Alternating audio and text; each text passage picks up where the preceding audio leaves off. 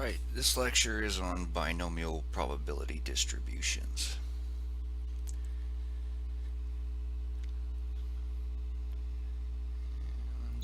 A binomial probability distribution requires the following four things.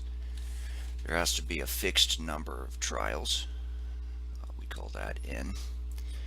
The trials must be independent, so that means that the outcome of any individual trial doesn't affect the probabilities of other trials. And the outcome must be binary, success or failure. And the probability of a success remains the same in all trials. So P is equal to the probability of success.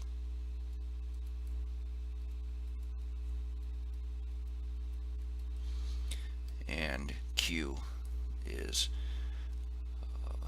1 minus P, which is probability of the failure. Or you don't have to use such stark language. It's just the event has one of only two outcomes.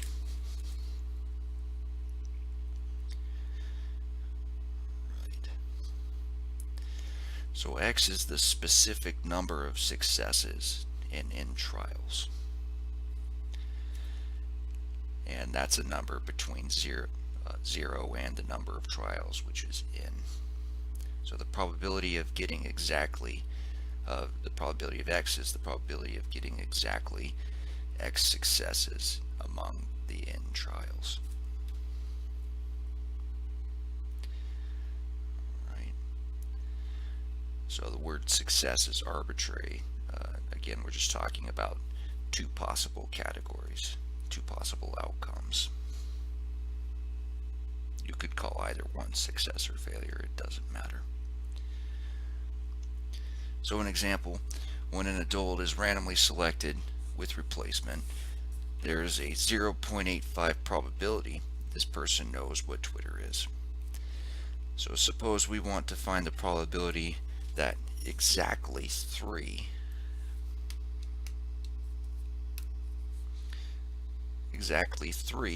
of 5 randomly selected adults know what Twitter is. So the probability that a given adult knows what Twitter is 0.85. So is this a binomial distribution? Yes, because you either know what Twitter is or you don't, or you do not. And there is a finite number of trials being conducted here. 5 people are asked with replacement. And the outcome of any given adult knowing what Twitter is doesn't affect another adult knowing what Twitter is. And we know the probability of success. So it satisfies the 4 requirements. So n is 5. Let me use the same color. So 5 trials, 5 people are asked, do you know what Twitter is? 5 adults. And we are trying to see what the probability of 3 of those adults knowing what Twitter is. So that would be X here. X is the 3. P is the probability of a success. We'll define that to be the probability, we'll define success to be finding someone who does know what Twitter is. So that would be 0.85. And then Q would be 1 minus 0.85. Probability of failure of finding someone who does not know what Twitter is 0.15.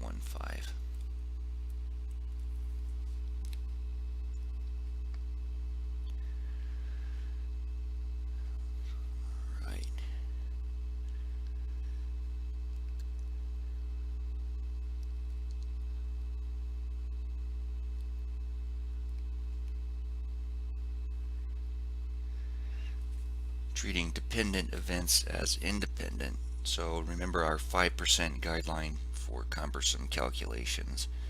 When sampling without replacement and the sample size is no more than 5% of the population, then you can treat those selections as independent.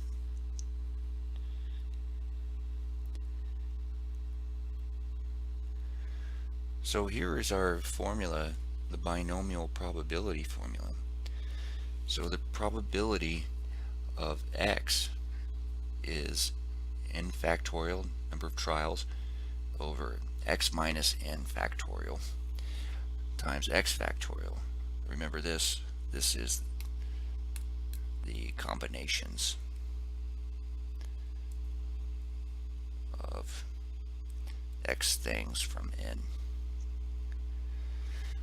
And then times the probability of success raised to the number of successes in question times the probability of failure raised to the number of failures. N minus x would be, if there's x successes and n trials total, then n minus x is the number of failures.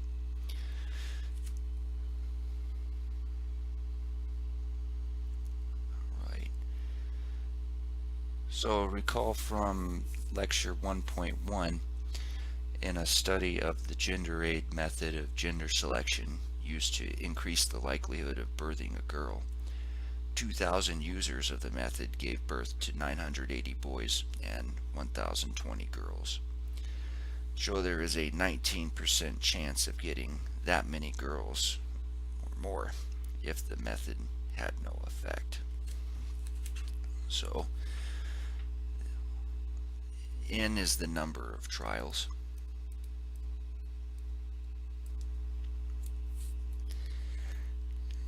And the number of successes is 1,020.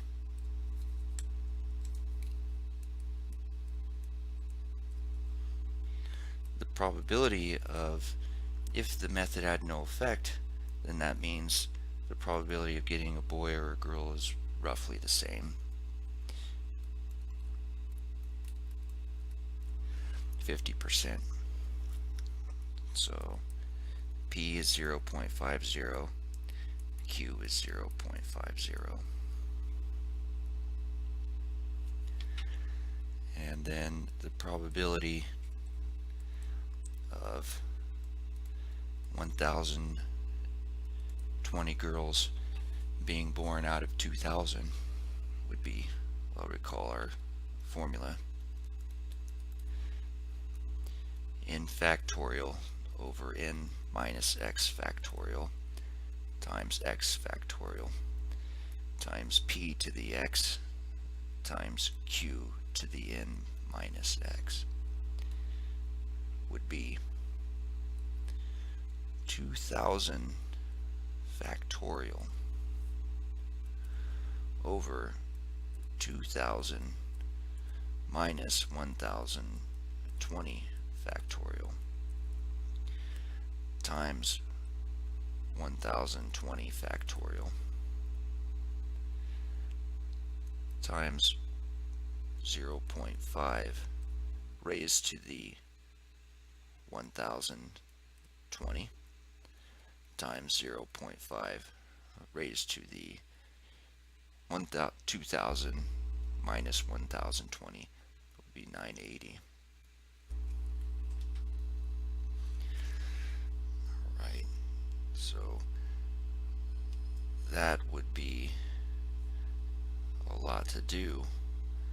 What we can do is come to our StatCrunch, go to calculators, binomial, and then type in the number of trials, 2,000, probability of success, 0.5, and click on between up here and do 19, or x needs to be between 1,020 and 1,020. compute, and we get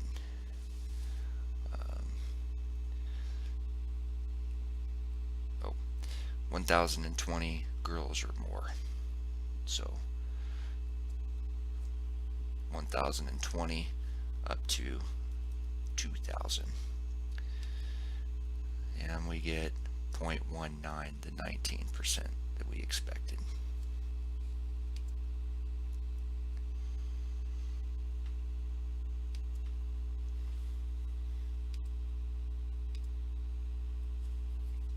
So let me revise this here. Probability of x being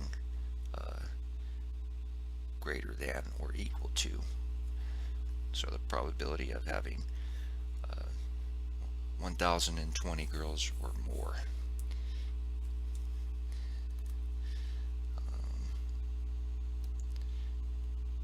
Is given, well, this here is exactly 1,020.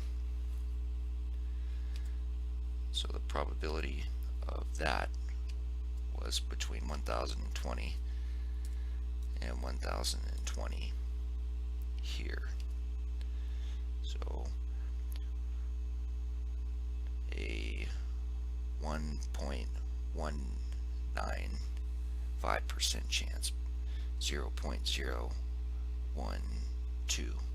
we'll say. But the probability of getting at least 1,020 girls or more will be 0.19. Whoops. Which we get from our calculator by starting at 1,020 and going up to the total number of trials, 2,000. 0.1915. 0.1915.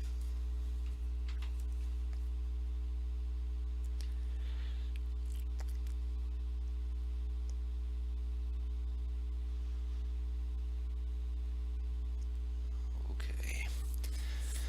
So given that there is a 85% probability or 0.85 probability that a randomly selected adult knows what Twitter is, use the binomial probability formula to find the probability that when 5 adults are randomly selected, exactly 3 know what Twitter is. Okay, so we have the number of trials is the number of adults, which was 5. And the probability of success finding an adult who knows what Twitter is 85.85. So we have the probability that exactly 3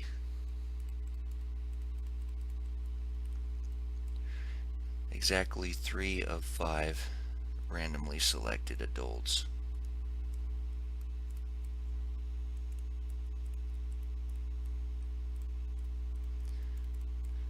know what Twitter is.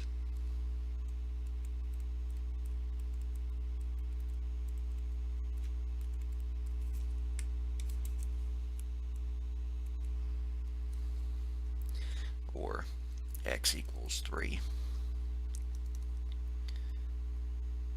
is going to be 5 factorial over 5 minus 3 factorial times 3 factorial times 0.85 raised to the x, which is 3, times q, 0.15 raised to the n minus x, which is 5 minus 3, 2.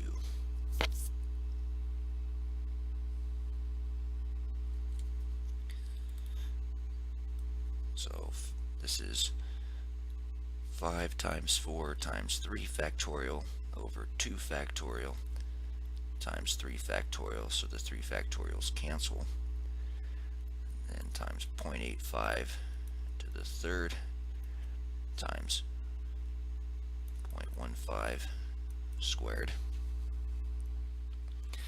And then 2 factorial cancels with the 2 here, and we have 10 times 0.85 to the third is 0.614125,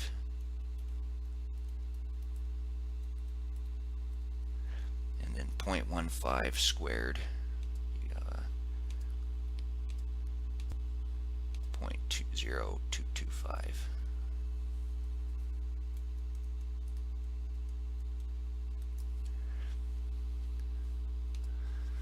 So multiplying those all together, we get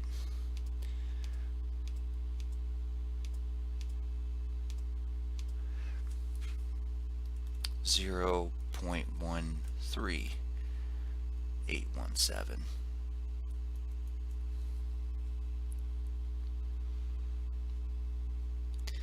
So a probability of x equal to 3, which would be exactly 3, we use equals for exactly, is 0.138.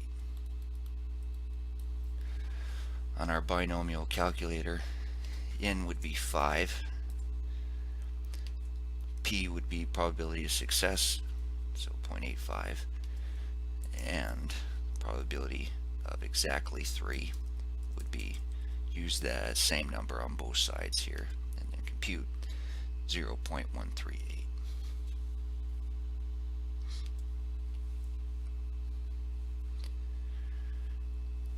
Right.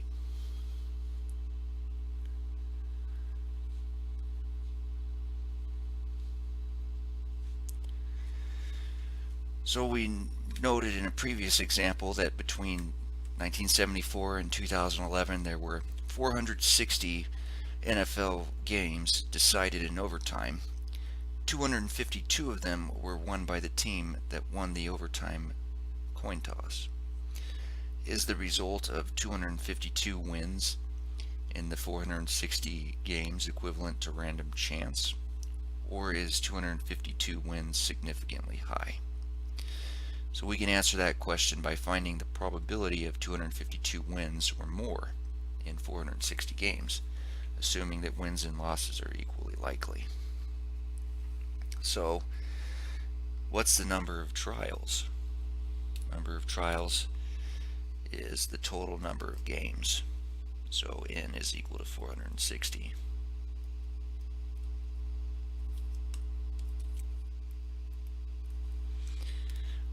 But what is x? Is it a specific number? No, it's 252 wins or more. So emphasis on the more means that x is greater than or equal to 252. So there can only be possibly 460 wins. So for our calculator, StatCrunch calculator purposes, 250 x is between 252 and 460.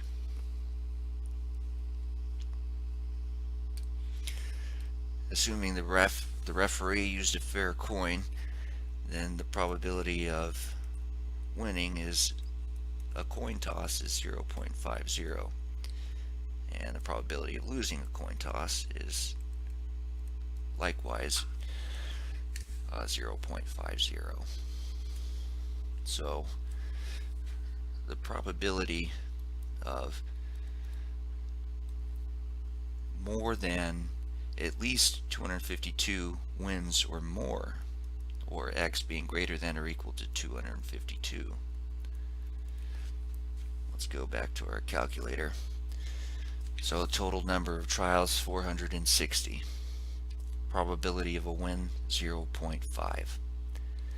And we're interested in number of wins between 252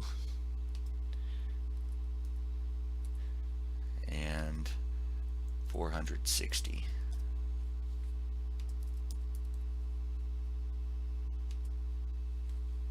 Just lost my draw board.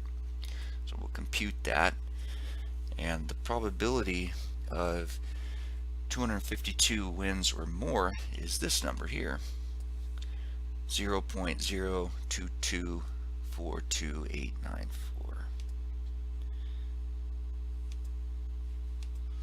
So in order to do this by hand, that's what's going on here.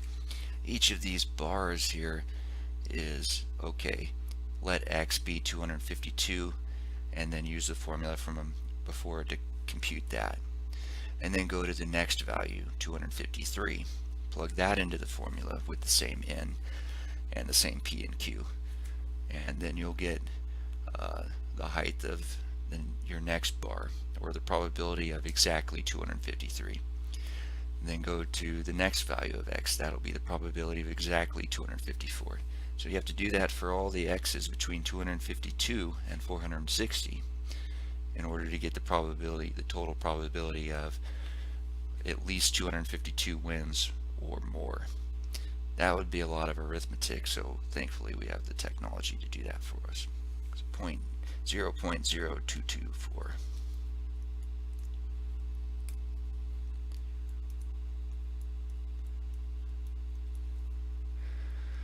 Now, that is a number significantly less than 0.05. Well, it's less than 0.05. So we conclude that this is significantly, so it is significantly high.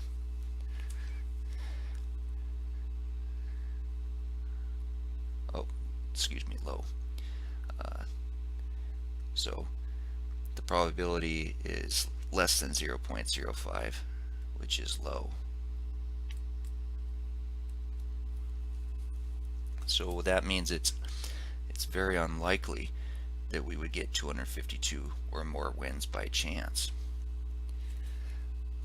So we're left with the more reasonable explanation that the team winning the overtime coin toss has a better chance of winning the game. So there's an advantage to winning the coin toss. It's not, it doesn't have no impact. If it had no impact, we would expect a probability greater than 0.05.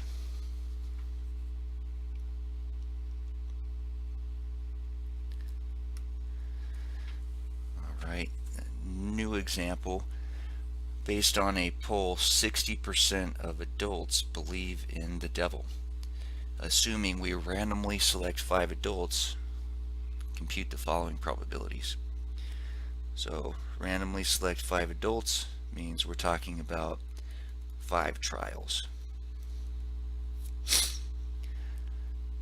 And 60% believing in, we'll call S the probability of success here 0.60. So it's success if you select an adult and they say they believe in the devil, and it's a failure if you select an adult and they say they do not believe in the devil. That's arbitrary. We could have done it, we could have constructed the problem the other way around.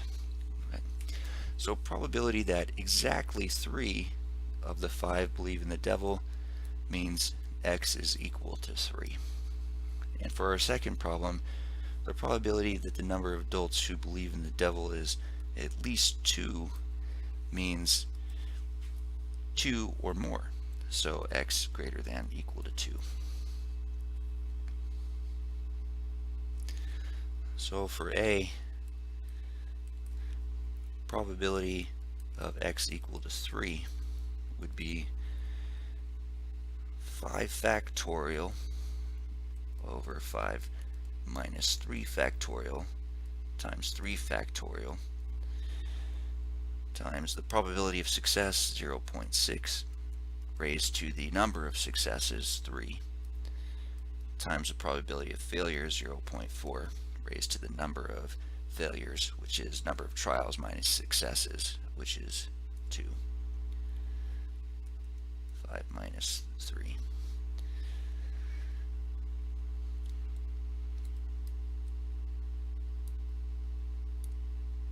Now, for B,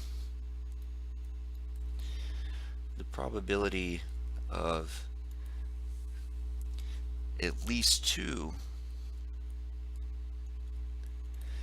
means that we have to go and compute the probability of x equals 2 plus the probability of x equals 3 plus probability of x equals 4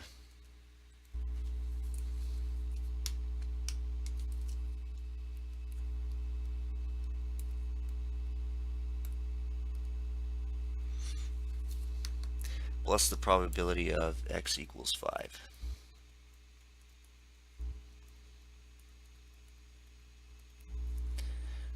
So that would be 5 factorial over 5 minus 2 factorial times 2 factorial times, probabilities are the same, so 0.6 raised to the 2 times 0.4 raised to the 5 minus 2, 3. And then the same probability here until we get up to here, which would be 5 factorial over 5 minus 5 factorial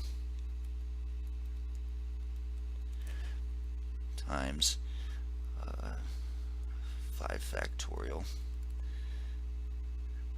I'll move into the denominator. 0.6 raised to the 5 over 0.4 raised to the 0. So that would be a lot of calculations. In our calculator, it's 5 here. Probability of success, 0.6. And exactly 3 would be for x between 3 and 3. So exactly 3 adults believing the devil has a probability of 0.3456.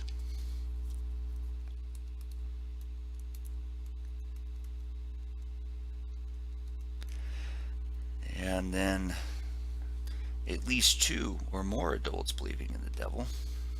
We'd say same number of trials, same probability of success, but x is at least 2 or up to 5. And we get, there's a 91 or 0.91296 chance, probability that 2 or more adults believe in the devil.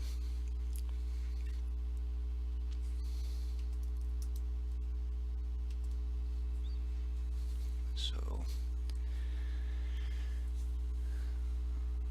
wait for drawboard to come back. So this is 0.9129.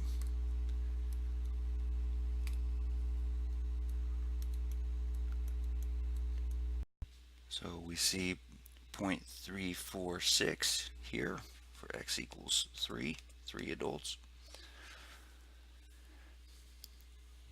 And 0.913, this 2 would get rounded up to 3 by the 9.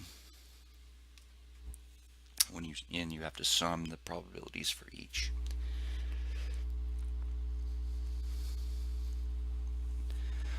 Alright, so we have formulas for computing the mean of a binomial distribution, and the variance, and the standard deviation. So it's simply the number of trials times the probability of success. That's not bad. And the variance is the number of trials times the probability of success times the probability of failure. That's not bad either. And the standard deviation is always the square root of the variance, so that's why we have square root of NPQ here. We use the same criteria for significantly high and significantly low probabilities.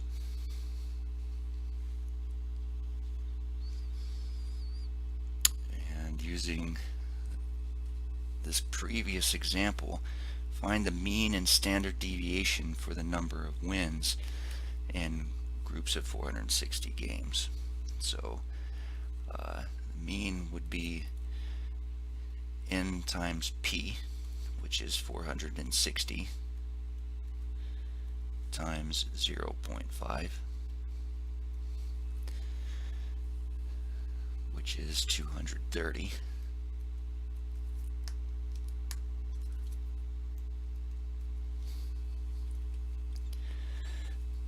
And the standard deviation, well, the variance is NPQ, which is 460 times 0.5 times 0.5, which is 115.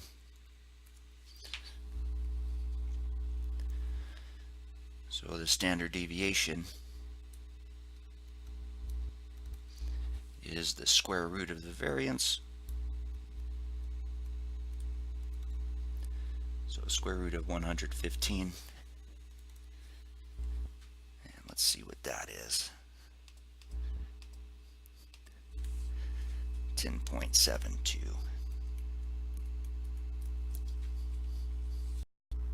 So we have a mean of 230 games, a variance of 115 games squared, and standard deviation of 10.72 games. So use the range rule of thumb to find the values separating the numbers of wins that are significantly low or significantly high. So for B,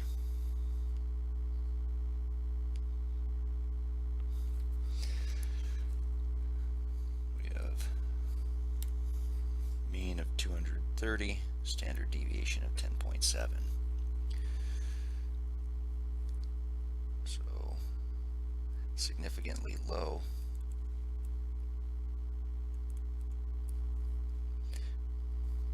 would be less than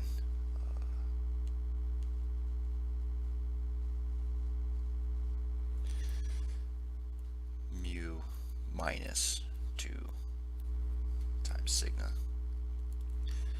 So 230 minus 2 times 10.7, and significantly high would be 200 and, well, mu plus 2 sigma, which is 230 plus 2 times 10.7.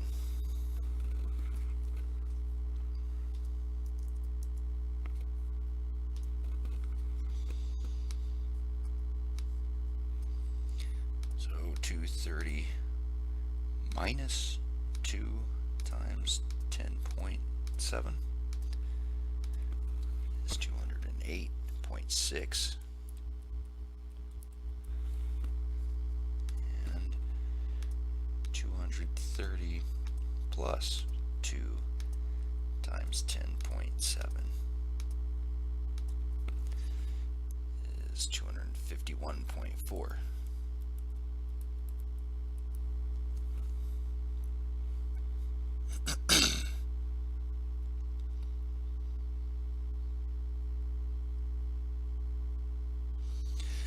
So is the result of 252 significantly high? Well, anything over 251.4 is significantly high. So number of wins greater than 251.4 are significantly high. So we have 252, which is greater than 251.4. So 252 wins is significantly high.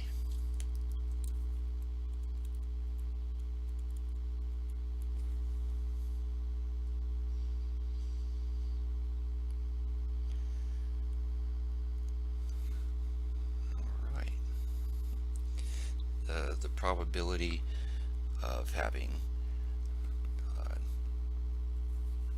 251.4, or what the significance of using mu plus 2 sigma or mu minus 2 sigma. I mean, the probability of having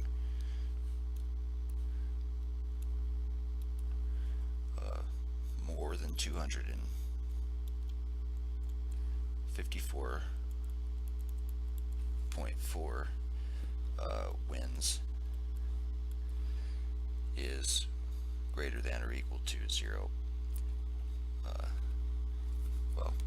is less than or equal to 0.05. And the meaning of mu minus 2 sigma is the probability of less than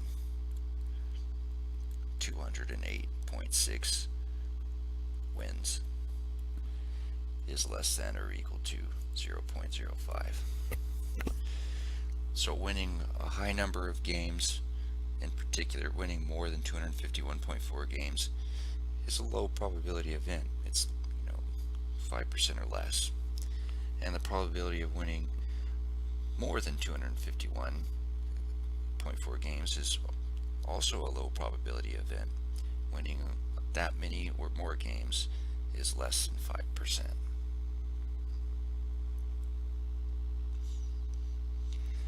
Which is encapsulated here on this slide. And this is just the binomial formula one more time. But we will be using technology pretty much most of the time to compute our binomial probability.